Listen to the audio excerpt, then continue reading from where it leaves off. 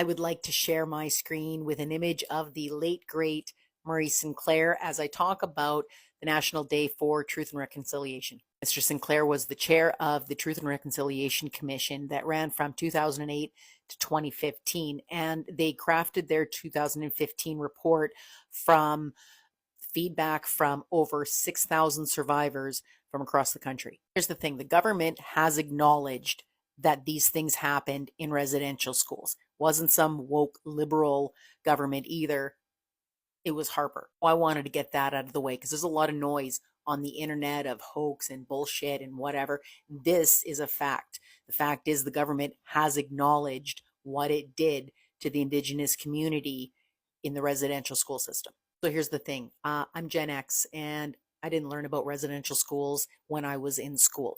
There's a lot of us older folk who didn't learn about what the government had done to Indigenous communities through residential schools while we were in school. But most of us can tell you all the stereotypes that are used to apply to the Indigenous community and all the slurs that are slung against them. The first part of truth and reconciliation is truth.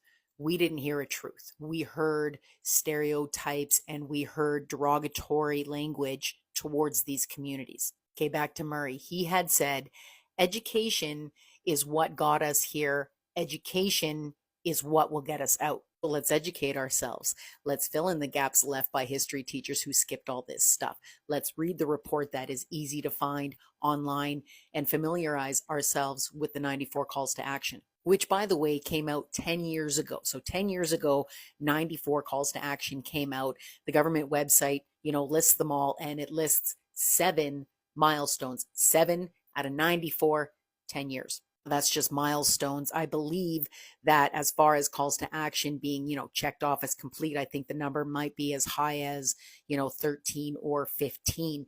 It's still not close to 94. And I think today is important because we don't often, like in February, we're not bringing up the 94 calls to action. At Christmas time, barely anybody's talking about the 94 calls to action. And if you don't talk about it, the government is going to move on to other louder things. Listen to residential school survivors, listen to their stories, read Mr. Sinclair's report, know the truth, because I have heard a lot of Indigenous people say, without truth, there is no reconciliation. And this video will not be coming with an invitation to disagree, just an invitation to look into this, look into the report, look into stories of survivors.